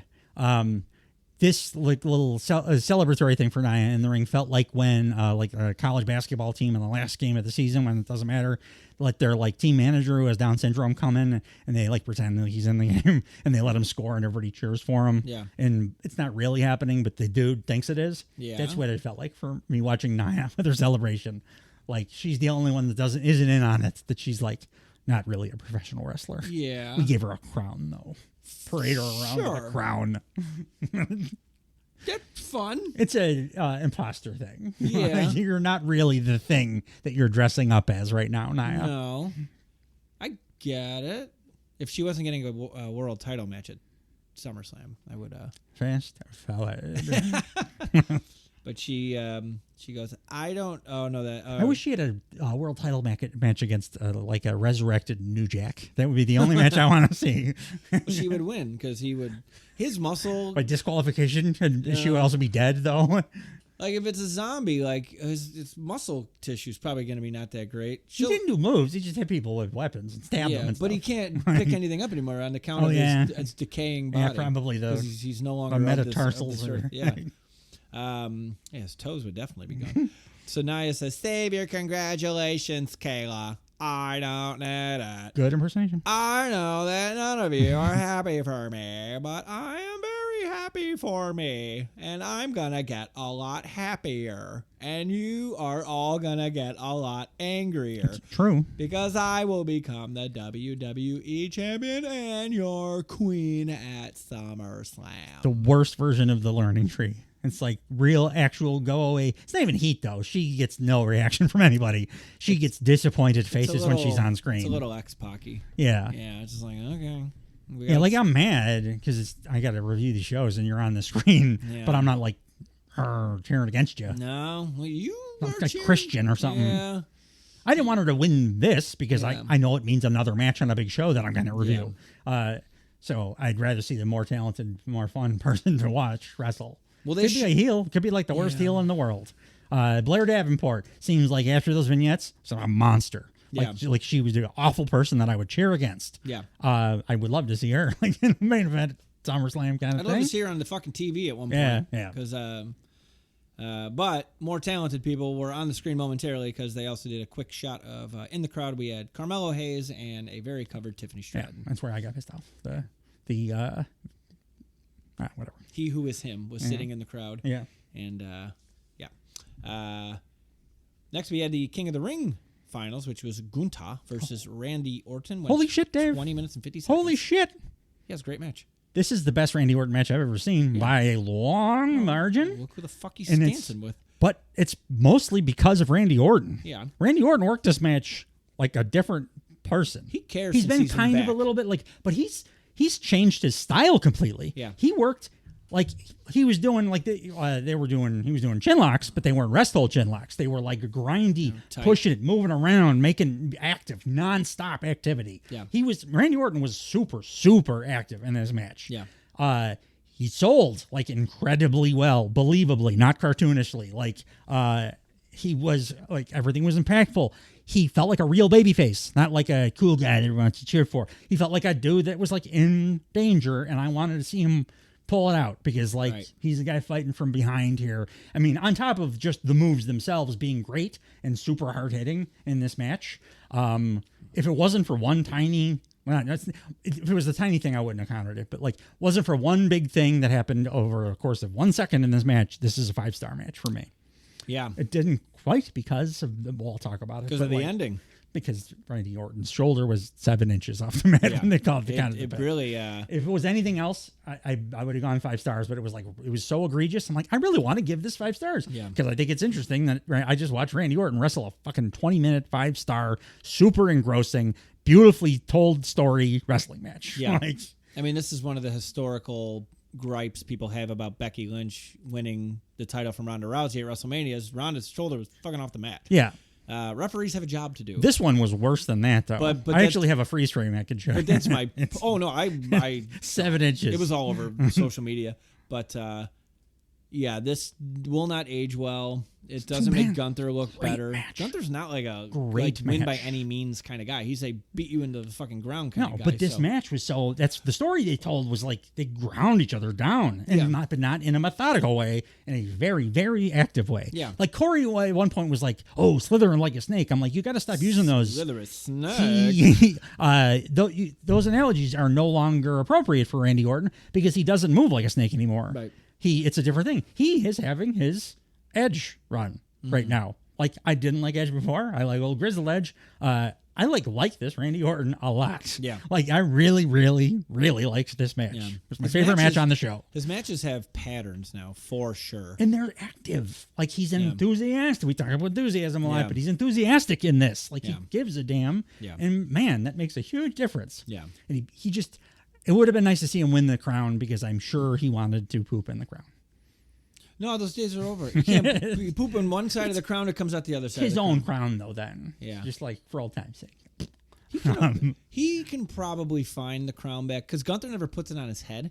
Yeah, so he's probably good setting reason. he's setting it down all the time. So Randy can just find the crown, poop in the crown. And go blame it on The rain? No, I can blame it on. I was gonna say Lex Luger, like Kurt Hennig used to. Or no, Dynamite Kid. That's what Kurt Hennig blamed it on. Yeah. For our Turnbuckle Time Machine, like episode 2. Go check it out. What are we doing next? I was just going on and on and on about. Oh no! I was thinking Turnbuckle Time Machines. This week we're doing pay-per-view reviews. Next week we will be back with Turnbuckle Time Machine. Yeah, and we're going to have some Bret Hart in our Turnbuckle Time Machine. Pretty good show. Pretty fucking excited to talk about. Pretty good show that a really awful thing happened on. Yeah. Jump started more terrible things, or great things / terrible things. Yeah. If your last name is Hart. So, match start. Austin. That's fair. That's the terrible thing I was talking about. I forgot about that. Yeah. Rough one. Boo. By the way, that match was like on the way to being 5-star. Yeah. And then it was like, now let's go break it. Ruined this man's career. Yeah. Starts off with a just basic feeling out. Like they're not killing each other. We know they're going to brutalize each other. So but even that part is like active. It's limb work. It's real limb work from two big guys. You don't see very much. Yeah. The feel outs are like hard chin locks, hard wrist holds and stuff. Yeah. And it's constant and it's a lot of methodical shit. Gunther attempts a powerbomb. I wouldn't call him methodical though. Like normally Randy Orton for 25 years I would call what he did methodical. This was... When I say methodical, I don't mean slow as shit like Randy Orton used to work. I mean like they're actually looking like they're looking for They're looking for an opening. Yeah. But it's like fast. It's like a real submission match between two MMA fighters. Yeah. They're looking quickly for different like ways to get in. And like... They're running the playbook. And they're like, oh, this works kind of thing. Yeah, it felt... I was watching Zack Sabre Jr. or something. Felt pretty authentic, yeah. Yeah, but Gunther attempts a powerbomb. Doesn't get it. Randy Orton misses an RKO. And then he's selling his lower back, so Gunther sees it, and he's attacking the shit out of his lower back, which is a theme we're going to see. Gunther he's just doing submissions and just beating the shit out of Randy Orton's back, so shark to blood kind of thing. And again, Randy Orton selling him like he's actually in pain, not like says, oh, he used to do, or the nothing. He's actually, I'm like, oh, I feel bad for him. He looks like he's hurting. Yeah. He tries, Randy Orton tries, he gets 2 moves of doom out, so his 2 clotheslines. The third move is blocked, which is the power slam, because Gunther hits him with a giant fucking lariat. RKO is blocked again, turned into a body slam. Gunther goes to the top, clumsily hits a splash for 2. Yeah. I'm like, okay. But he's not supposed to look... is always a little clumsy, but it works. He's not supposed to look crisp he's like up 6'5" or 6 or something, and...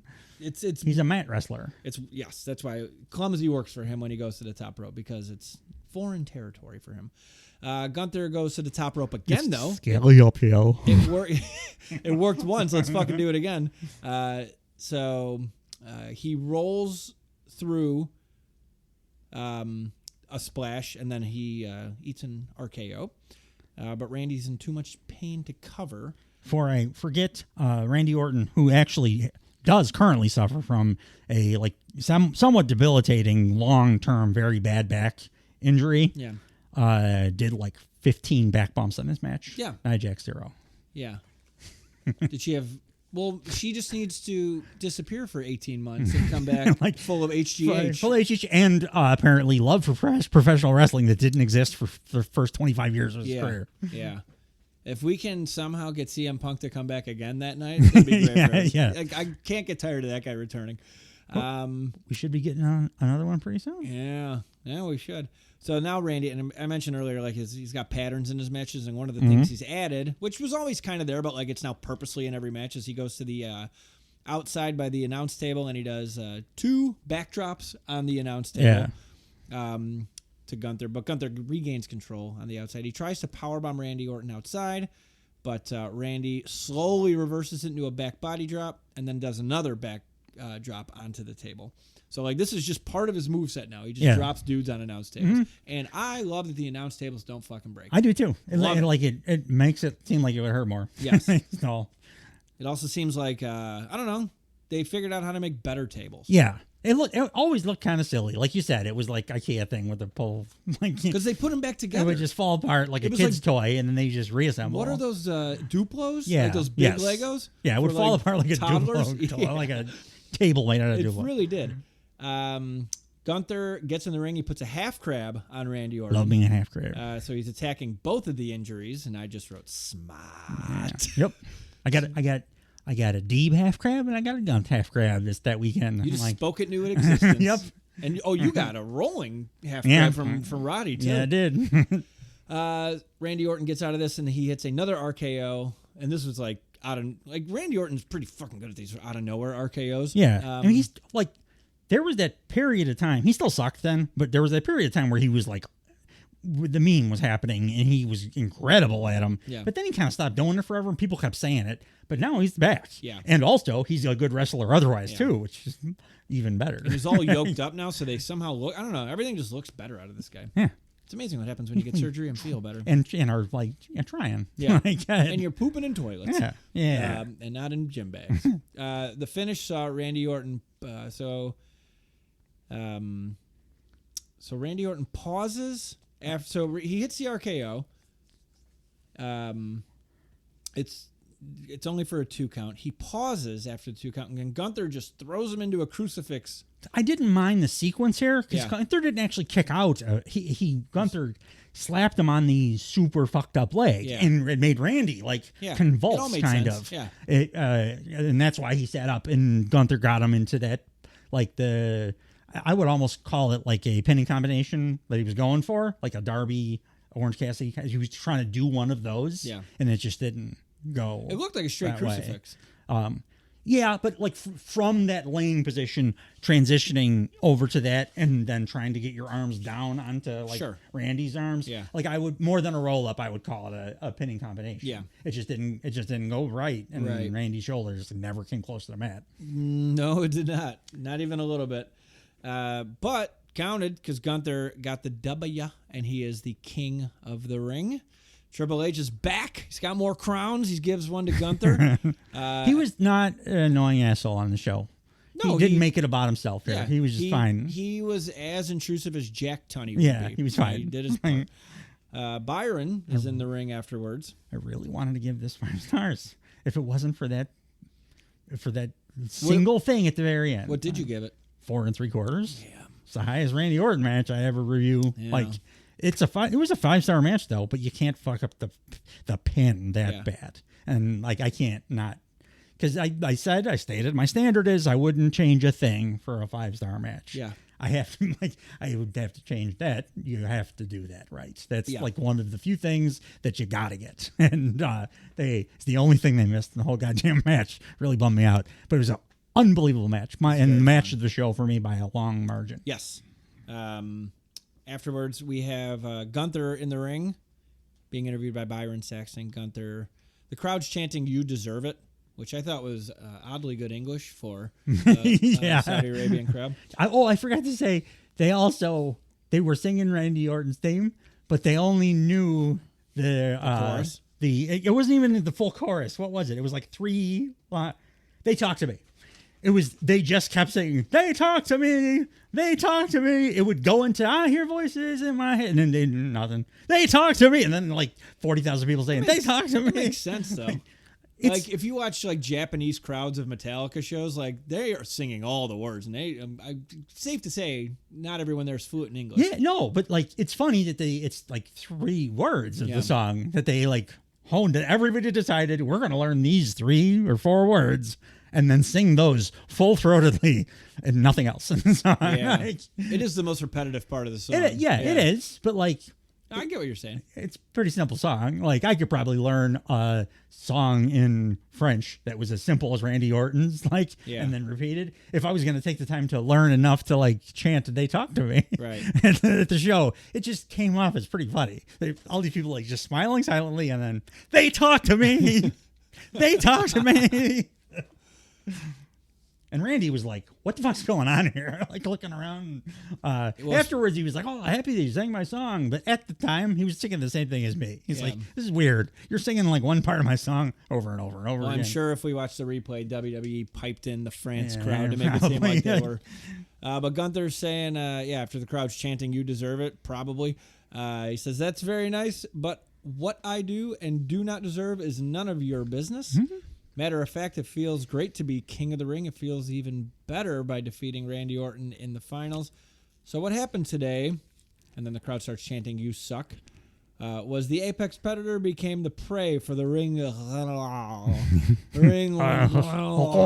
Became King of the Ring, and at Survivor Series, I'm going to become the World Heavyweight Champion, which is a bummer. SummerSlam or Survivor Series? SummerSlam. Yeah, SummerSlam. Yeah. Why did they I not? say Survivor Series? Yeah. Why did they not promote? I thought I was taking crazy pills because for like 5 straight episodes of Blue Thunder Pod, I was like, I'm pretty sure I saw somewhere that this is for a title. I think it's SummerSlam. Yeah. But then they didn't say it. They literally, you were right. They didn't say it on like Raw or SmackDown for like 5 weeks, and then like the Go Home show, they were like, oh yeah.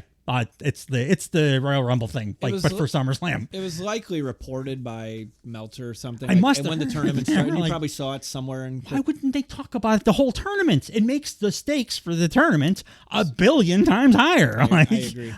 You should promote the shit out of that. Yeah. That's an awesome thing.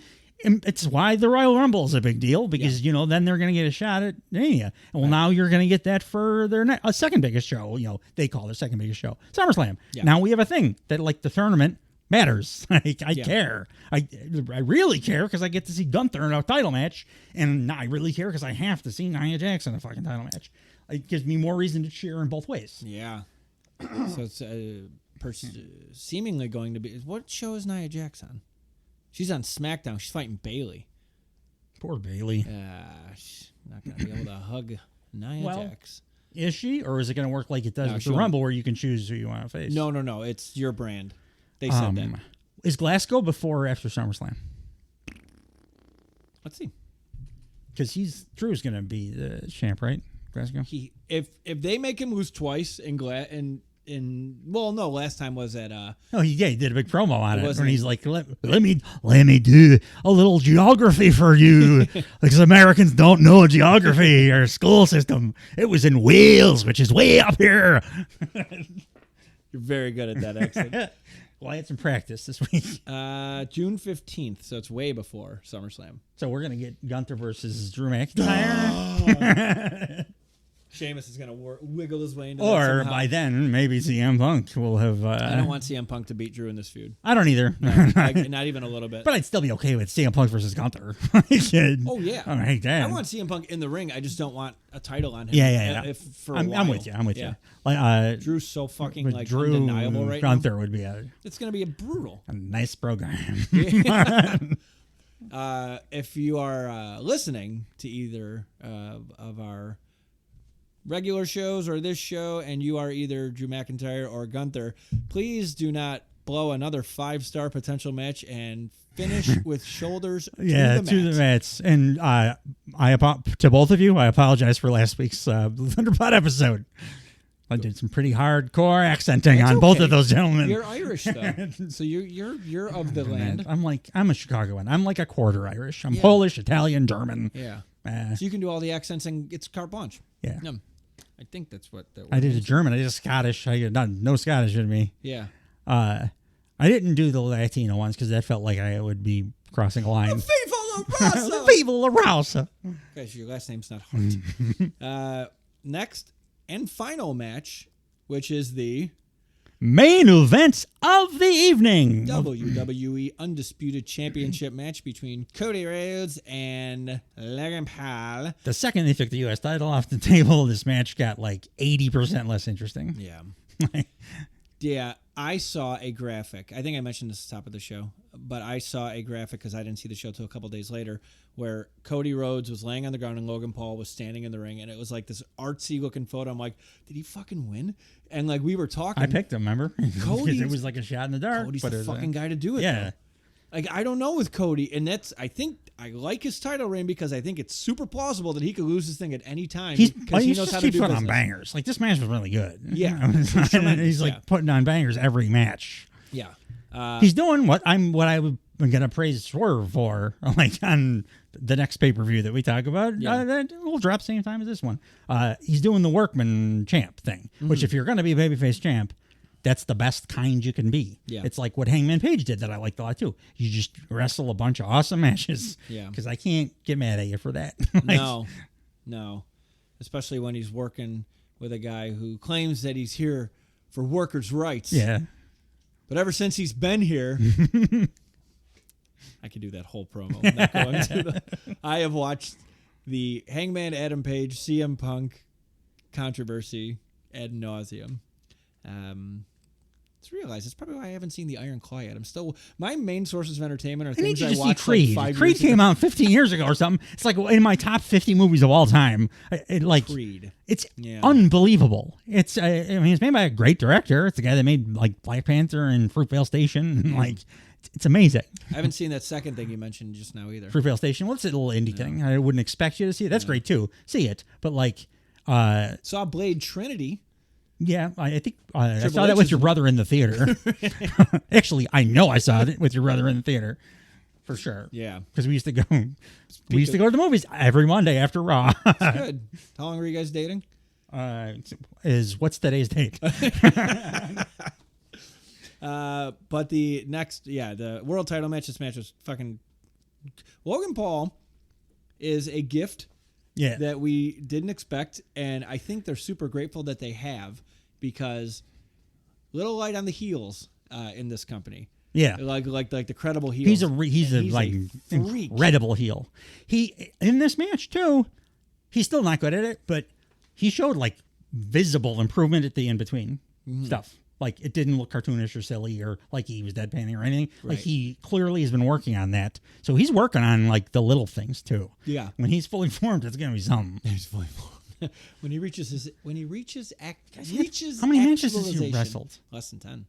Exactly. Yeah, maybe fully formed for a 10. wrestle is like 1,000 matches or something. Yeah. Like he's gonna look like something real special when right now he looks exactly like Johnny Lawrence from Karate Kid though.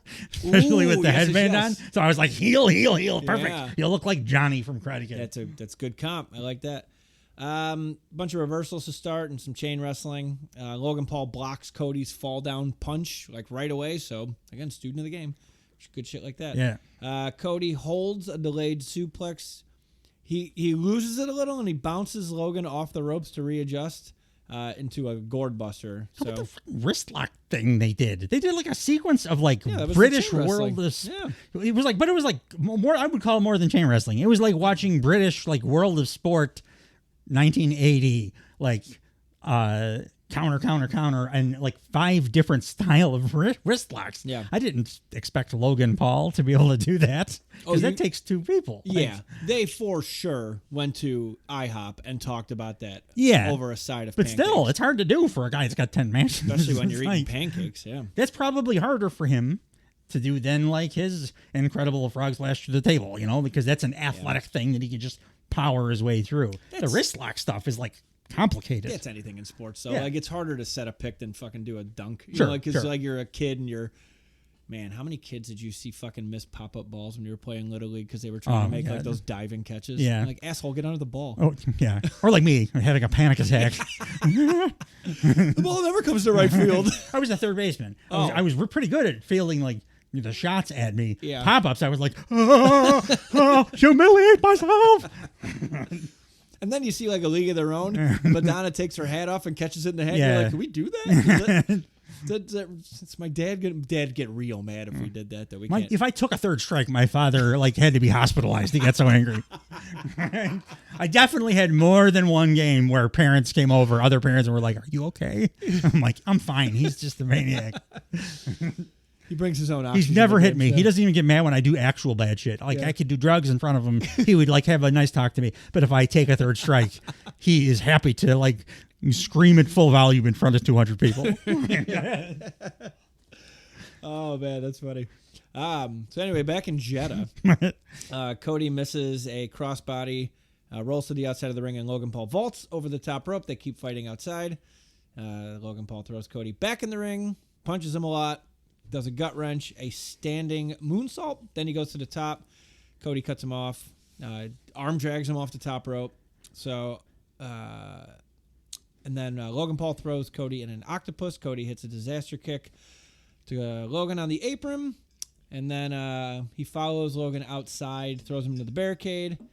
And then Cody Rhodes smashes a Prime bottle over Mr. Paul's head.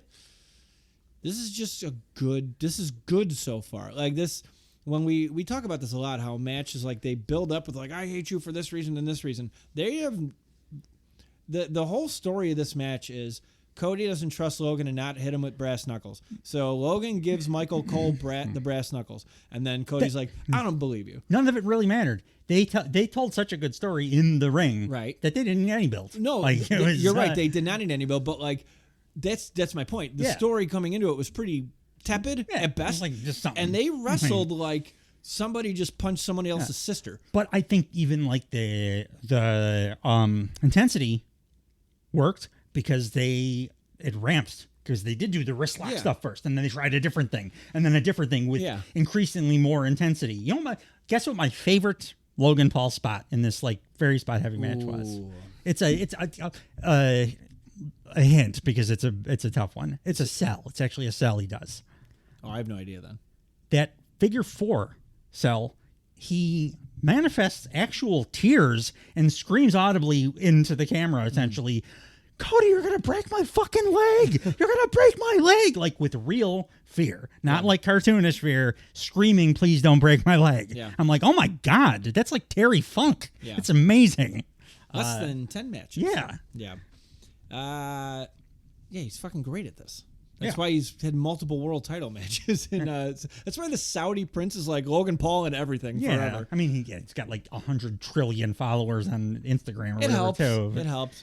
My only real complaint about the whole match is that it was way too long. It had no business being 24 minutes long. 24 minutes long. And it also followed a goddamn clinic. 2 guys that put on an absolute clinic on how you do a 20-minute match that is completely engaging for the entirety of it, which Logan's not quite there yet for that. Cody can do it, but Logan's still 10 matches with it. Like you can't get this Randall Keith and Gunther from a guy that's got 10 matches. So they should have just trimmed like 6 minutes off this match. Yeah. I don't know, but that's about it. Everything else is pretty goddamn amazing. So at this point, we see Logan Paul's boys start to interject themselves. So one of his boys shoves Cody Rhodes with the ref distracted, and Logan Paul gets his brass knucks from a different one of his boys. And then Cole says that Logan Paul signed a pre-knuck, which made me laugh. Cody Rhodes jumps towards Logan Paul and gets punched in the stomach with the brass knuck. So they're already in play here. Cole is talking shit to Logan Paul outside of the ring. And Logan Paul's trying to get behind the announce table to fight Michael Cole. Like, Michael Cole, chill the fuck out. Did we talk about the Cody, like the stalling gourd buster he did? Right away. I was like, that's fucking dope. Yeah. I don't know. Has he done that before? He recovered from that too. Yeah, like he started to lose, and both of them, like the core strengths to get them. But they bounced off the rope to like readjust. Yeah, he did it. He made it like a what do you call it? A slingshot gourd buster, like a stalling into a slingshot. Cool, yeah. I wasn't expecting him to do just the release gourd buster though. No. I thought he was going to suplex him. Yeah, well, it's Cody, so he's got an encyclopedia of moves. Yeah. But yeah, I don't like that Michael Cole is like part of this story at all. I don't want Michael Cole in stories. But Michael Cole's better with Vince gone. I still just don't think he's very good.